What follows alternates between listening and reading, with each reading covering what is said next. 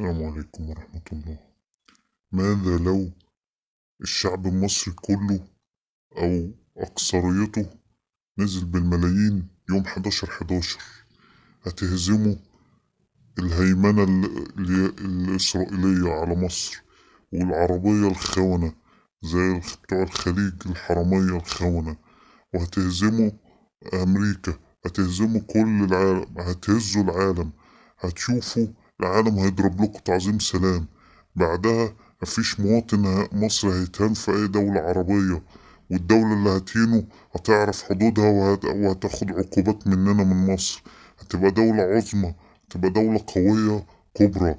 بس بعد إسقاط طبعا السيسي، قبل ما يمشي هيخربها، فلازم نصلحها بعديه إن شاء الله. ننزل إيد واحدة بالملايين، نهزم الخونة العملاء اللي عطشونا، اللي جوعونا، اللي عايزين يزيدوا معاناتنا طول السنين دي منذ حكم عبد الناصر لحد اليوم. وبالذات مبارك الخائن 30 سنة ساب لنا البلد خربانة خالص، وجه السيسي بعديه كمل عليها، معملش أي إنجازات. إنجازاته كلها النيل اتاخد، الجزر اتاخدت، الغاز اتاخد، كل حاجة، وكلها تبريرات يرميها على الشعب وتجيب العيب على الشعب. مرة قصدي انتوا بتولدوا كتير، مرة قصدي انتوا السبب عشان الثورة. بقالهم أكتر من 70 سنة، داخلين في 80، وهم بيحكموا خربوا البلد وخلونا مشتتين بين الدول في الخارج. فينا اللي هاجر برا إلى لم يعد إلى بلده، وفينا اللي عايش برا ينتهان في الدول العربية زي ما بتشوفوا في فيديوهات. مرة مصري يتقتل بياكل عيش في حاله ودكتور، ومرة واحد عامل يتضرب بالإقلام من واحد ما يسويش جزمة ولا شبشب.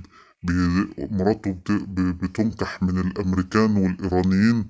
ومرة جوا مصر ضابط مريض عقلي أو مخنث يمد إيده أو يعذب أو يقتل في مواطن شريف، يهين الناس المحترمة والمتعلمة، وحتى مؤيدين الانقلاب دوت والسيسي. طبقة من المجرمين الإجراميين، زي ما انتم شايفين. أول ما جه أفرج عنهم عن السوابق زي نخنوخ وزي ولاد مبارك وكل ده فلوس قبضها. يعني دي دولة عصابات. لازم تنزلوا تدوهم درس يا مصريين، هترعبوا العالم، هتغيروا العالم. كله مرعوب دلوقتي منكم، والله هم مرعوبين منكم، الإسرائيليين والإماراتيين والأمريكان كله خايف منكم. انزلوا وروهم الرعب، وروهم قوتكم. ما تروحوش بيتكم يوم 11/11 إلا وانتوا بتعدموا السيسي وكل الإعلاميين والممثلين والمغنيين بتوعه اللي هم سبب تجهيلكم وضياعكم وضياع ولادكم.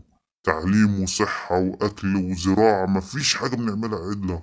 خلاص كله بالشحاتة ودينونا وبيدفعنا وبينتقم مننا هو وعيال مبارك وإعلامهم، وأمريكا وإسرائيل والإمارات والسعودية كلهم أوساخ، إن ليهم مصالح هنا بتيجي على حساب الشعب. بيتعاملوا معانا على إنهم تجار بشر، على إن إحنا حظيرة ليهم وإحنا غنم. السلام عليكم ورحمة الله.